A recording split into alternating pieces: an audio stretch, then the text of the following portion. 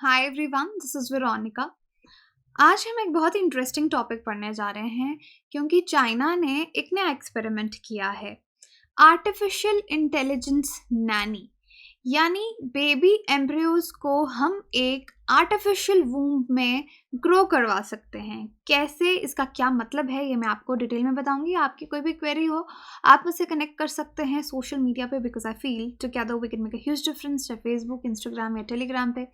PDF जो है वो आपको सिर्फ और सिर्फ मेरे टेलीग्राम चैनल पे मिलेगा।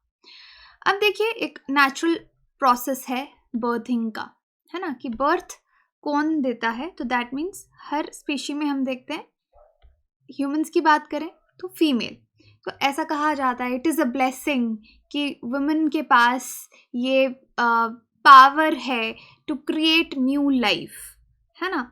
लेकिन यहाँ पे हमने देखा कि बहुत सारे रीजंस हैं जिस वजह से कई बार, बहुत बार प्री मैच्योर बर्थ्स होते हैं, बच्चे सर्वाइव नहीं कर पाते। और ऊपर से आपने सुना होगा घर वालों को भी कहते हुए कि जब एक महिला एक बच्चे को जन्म देती है तो उसके दूसरे जन्म के बराबर होता है, बिकॉज बहुत सारी तकलीफ मदर को भी होती है ड्यूरिंग बर्थिंग एंड ऑल। जो जेस्टेशन पीरियड है, 9 मंथ्स का जो टाइम है, उसमें भी बहुत सारी प्रॉब्लम्स लेडीज़ को सहनी पड़ती हैं। तो इसके चलते यहाँ पे ये कॉन्सेप्ट लेते हुए, ये सब प्रॉब्लम्स देखते हुए, चाइनीज साइंटिस्ट जो हैं उन्होंने ईस्टर्न जियांगसू प्रोविंस में एक आर्टिफिशियल सिस्टम डेवलप किया है जो मॉनिटर कर सकता है एम्ब्रियोज को, एम्ब्रियोज का ध्यान रख सकता है जब तक कि वो फीटस में कन्वर्ट होते आर्टिफिशियल वूम में, यानी आर्टिफिशियल कोख में। अदरवाइज ह्यूमन में अगर आप देखेंगे, नेचुरल प्रोसेस में या किसी भी एनिमल में, जो वूम्ब यानी कोख, यहाँ पे आपका एक एमनियोटिक सैक होता है जिसमें बच्चा प्लेसेंटा के साथ, मदर के साथ जुड़ा रहता है। मदर जो खाती है, न्यूट्रिशन बेबी को मिलती रहती है, एंड दिस इज़ हाउ जो एम्ब्रियो है वो फीटस बनता है and then proper human baby बनता है। लेकिन अब हम यहाँ पे नेचुरल वूम्ब यूज़ करने या मदर की वूम्ब यूज़ करने के बजाय यहाँ पे इन्होंने आर्टिफिशियल वूम जो है वो क्रिएट की है आर्टिफिशियल इंटेलिजेंस की मदद से। तो यहाँ पे प्रिंट मीडिया में आप इसके बारे में पढ़ सकते हैं। China based institute creates robot nanny to nurture embryos in artificial wombs, ये रिपोर्ट का मानना है। अब देखिए कैसे होगा। अब इस रिपोर्ट के according, actually this is very interesting news, high level efficiency trials human embryos पे अभी होने बाकी हैं। यहाँ पे इन्होंने अभी जितना भी एक्सपेरिमेंट किया है वो एनिमल एम्ब्रियोज के साथ ही किया है, ह्यूमन एम्ब्रियोज पे नहीं किया। अगर आपको मालूम हो, ह्यूमन एम्ब्रियोज पे कोई भी एक्सपेरिमेंट करना इतनी जल्दी पॉसिबल भी नहीं होता। उसके प्रॉपर गाइडलाइंस हैं कि आप कितने डेज में एक्सपेरिमेंट ह्यूमन एम्ब्रियो पे कर सकते हो, उसके बाद आपको ह्यूमन एम्ब्रियो डिस्ट्रॉय कर देना है, क्योंकि यहाँ पे एथिक्स का सवाल आ जाता है। तो अभी तक high efficiency trials human embryos पे नहीं हुए हैं, इसमें तो अभी कुछ साल लग जाएंगे। लेकिन एनिमल एम्ब्रियोज के साथ इन्होंने यहाँ पे ये एक्सपेरिमेंट किए हैं कि आर्टिफिशियल ड्रिवन सिस्टम है आपका, और ये जैसे मैंने आपको बताया, माँ की कोख में किससे जुड़ा होता है बच्चा मदर के साथ? प्लेसेंटा से, राइट। ये प्लेसेंटा क्या करता है? बेबी को उसकी सारी न्यूट्रिशन, ब्लड सप्लाई देता है। और यहाँ पे आर्टिफिशियल नैनी जो है, ये जो आर्टिफिशियल इन्होंने क्रिएट किया है, ये बच्चे को न्यूट्रिशन देगा, कार्बन डाइऑक्साइड, जो भी जिस तरह से प्रोसेस, नेचुरल प्रोसेस है, उसको मिमिक करेगा। बाकी जितने भी फैक्टर्स आर्टिफिशियल वूम में होंगे वो उसको मॉनिटर करेगा, कोई भी कंडीशंस को। अब आपने देखा कि नॉर्मल केसेस में, नेचुरल केसेस में क्या होता है, कई बार बच्चों में जेनेटिक डिफेक्ट्स होते हैं या फिर फीटल एनॉमलीज होती हैं, काफ़ी सारे डिफेक्ट्स कई बार आ जाते हैं। तो यहाँ पे माना जा रहा है ये टेक्नोलॉजी इसलिए लाई जा रही है कि हम ये सब चीज़ें अवॉइड भी कर सकते हैं। और ऊपर से कुछ लोगों का मानना है कि चाइना का भी देखो बर्थ रेट गिर गया है और इसलिए भी चाइना इस तरह की टेक्नोलॉजी को डेवलप कर रहा है। अब बर्थ रेट देखिए, ये कि बर्थ रेट चाइना में वापस से ट्रैक पे लाने के लिए जो लोएस्ट हो चुका है 60 ईयर्स में, ये टेक्नोलॉजी डेवलप की जा रही है। अब आर्टिफिशियल वूम की अगर हम बात करें, साइंटिस्ट का मानना है कि ये जो इनको डेवलप कर रहे हैं, उन एक्सपर्ट्स का मानना है कि ये बेबीज़ को ग्रो करने का नेचुरल तरीके से भी ज़्यादा सेफ मेथड है और ज़्यादा एफिशिएंट है। तो यहाँ पे सेफ़ और एफिशिएंट इसीलिए कहा जा रहा है कि हम बहुत बार प्री मैच्योर बर्थ्स देखते हैं या इन्फेंट डेथ्स देखते हैं या इस तरह की एनॉमलीज देखते हैं कि बच्चे में कोई डिफेक्ट हो गया, कोई जेनेटिक प्रॉब्लम हो गई, जेनेटिक नहीं भी होती, कोई फीटल एनॉमली हो गई, तो हम इस केस में उसको अवॉइड कर सकते हैं और ज़्यादा अच्छे से समझ भी सकते हैं एम्ब्रियोनिक स्टेजेस को ह्यूमन के। इनके स्टडीज़ में जो इन्होंने जर्नल ऑफ बायोमेडिकल इंजीनियरिंग में पब्लिश किया है, साइंटिस्ट ने रिवील किया है कि ये जो AI सिस्टम है, आर्टिफिशियल इंटेलिजेंस का पूरा सिस्टम है एम्ब्रियोज का, यहाँ पे रैंकिंग होगी। एम्ब्रियो को रैंक किया जाएगा उसके डेवलपमेंटल पोटेंशियल पे कि वो कितना डेवलप हो रहा है। टेस्ट जो हैं वो अभी एनिमल एम्ब्रियोज पे इसके काफ़ी सारे टेस्ट किए गए हैं। अब देखिए, और रिसर्च में भी ये चीज़ हेल्प कर सकती है। एक्सपर्ट्स का मानना है कैसे कि हमको ओरिजिन ऑफ लाइफ के बारे में बहुत सी चीज़ें पता चलेंगी, एम्ब्रियोनिक डेवलपमेंट के बारे में बहुत सी चीज़ें पता चलेंगी, specially embryonic development of humans, क्योंकि अभी तक हमारे पास थ्योरेटिकल बेसिस है कि हम बर्थ डिफेक्ट्स को कैसे दूर कर सकते हैं, रिप्रोडक्टिव हेल्थ प्रॉब्लम्स को कैसे दूर कर सकते हैं, लेकिन इसके बारे में हमें और भी ज़्यादा जानकारी मिलेगी अगर ये टेक्नोलॉजी ह्यूमन एम्ब्रियो पे भी सक्सेसफुल होती है। अब देखिए, यहाँ पे ये बता रहे हैं कि ये तो पहली बार ऐसा हो रहा है जब साइंटिस्ट एक्सपेरिमेंट कर रहे हैं और एक ब्रेक थ्रू उनको इस टेक्नोलॉजी के साथ मिल रहा है कि बहुत अच्छा ये आगे आने वाले समय काफ़ी मैनकाइंड के लिए काफ़ी हेल्पफुल हो सकता है। देखिए, हर चीज़ के प्रोज कॉन्स हैं। प्रोज तो मैं आपको डिस्कस कर ही रही हूँ वीडियो के साथ ना, कि एक्सपर्ट्स क्या कह रहे हैं, वो किस नज़रिए से इसको देख के डेवलप कर रहे हैं। लेकिन कॉन्स में क्या है, लोग बोलते हैं कि हमें नेचर के साथ छेड़खानी नहीं करनी चाहिए, यहाँ पे एथिक्स का सवाल आ जाता है। So that is a separate portion. So let's talk about pros right now, जो एक्सपर्ट्स क्या कह रहे हैं इसके बारे में। अब ये जो एक्सपेरिमेंट इन्होंने किया, इससे पहले भी अगर आप देखेंगे कि चाइना में एम्ब्रियोज को लेकर कुछ ना कुछ एक्सपेरिमेंट होते रहते हैं। जैसे Salk institute for biological studies California में है, उन्होंने एक कंडक्ट किया, नॉट चाइना में या कहीं पे भी जो आप कह लीजिए बायोटेक्नोलॉजिस्ट हैं, डॉक्टर्स हैं, एक्सपर्ट साइंटिस्ट रिसर्च करते हैं, एक एक्सपेरिमेंट किया था जहाँ पे ह्यूमन स्टेम सेल्स उन्होंने विद इन अ मैकैक, एक मंकी हो गया, मंकी एम्ब्रियो जो है वो ग्रो किए थे, और सेल कम्युनिकेशन पढ़ने के लिए, ऑर्गन्स डोनेट करने के लिए वो मान रहे थे कि हम इसको हार्वेस्ट कर सकते हैं।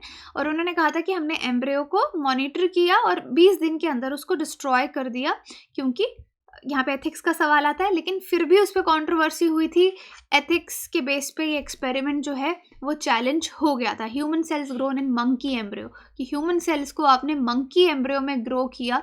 तो अब साइंटिस्ट का तो प्रोज देख के था कि हम इससे मैनकाइंड की हेल्प करेंगे, बट इस पे एथिक्स पे सवाल इस एक्सपेरिमेंट पे भी उठ गए थे।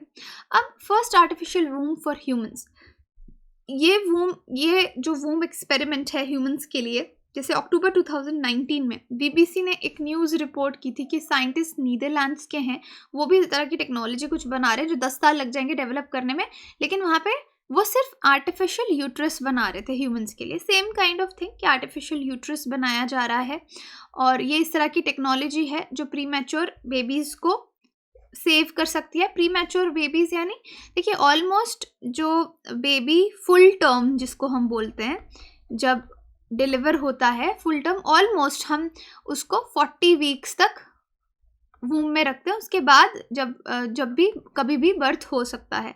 लेकिन जो बेबीज़ 37 वीक से पहले जिनका जन्म हो जाता है, कई बार 7 मंथ्स में हो जाता है, उनको हम प्री मैच्योर बेबीज़ बोलते हैं।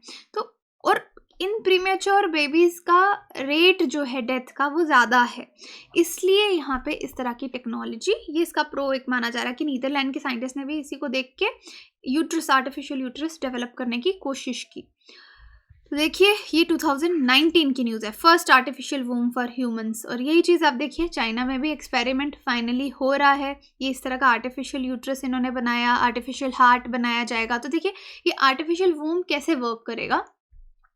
अब ह्यूमन टेस्टिंग तो काफ़ी दूर है, लेकिन यहाँ पे लैम्ब पे ये टेस्टिंग की गई। जैसे मैंने आपको बताया कि माँ की कोख में भी बच्चा एमनियोटिक फ्लूइड में होता है, एमनियोटिक सैक होता है, उसमें एमनियोटिक फ्लूइड होता है। तो यहाँ पे उसी तरह की कंडीशंस, नेचुरल कंडीशंस की पूरी कॉपी की गई है।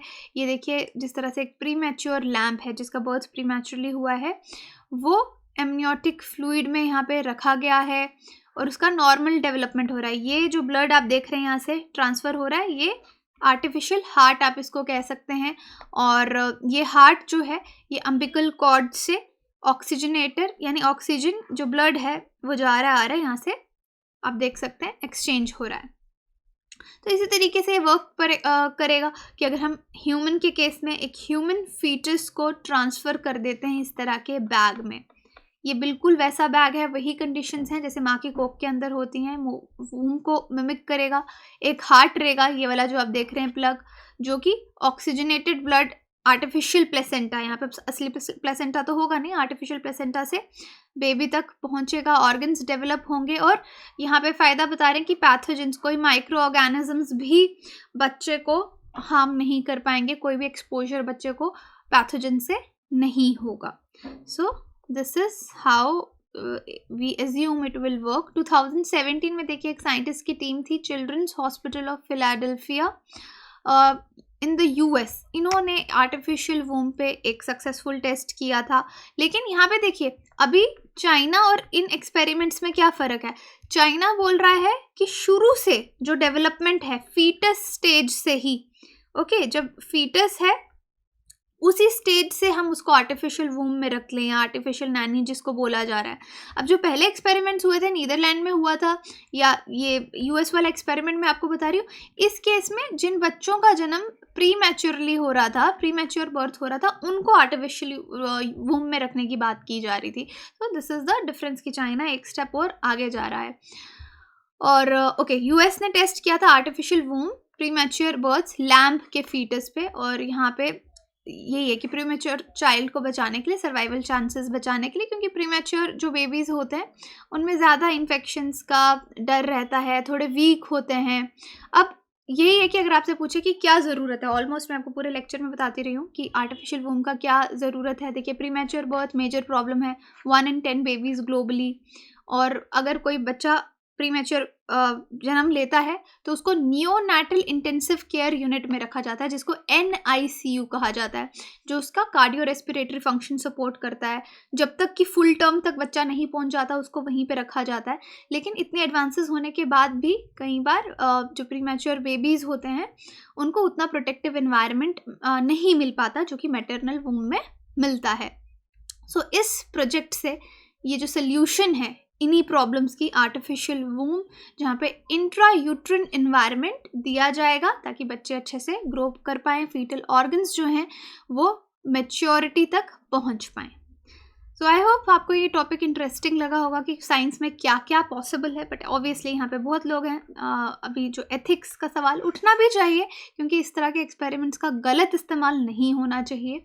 अब क्वेश्चन है, मतलब इसमें बहुत, अगर इस तरह के एक्सपेरिमेंट आते हैं तो बहुत ज़्यादा रेगुलेशन की ज़रूरत आपको पड़ जाती है इस चीज़ को बहुत अच्छे से, वरना बहुत सारे स्कैम्स होने शुरू हो जाते हैं ना। The question is, the dash is temporary organ that connects a mammalian mother to its foetus, placenta, chorion, endometrium, none of the above. तो आप मुझे बता सकते हैं कमेंट सेक्शन में, हमने बहुत बार डिस्कस कर लिया, इट्स ईजी फॉर यू। बाकी आप टेलीग्राम पे पोल में आंसर जान सकते हैं। कोर्सेज़ के लिए वेबसाइट विजिट कीजिए या कॉल कीजिए, वेबसाइट पे नंबर होगा, वो आपको डिटेल बता देंगे। Thank you so much.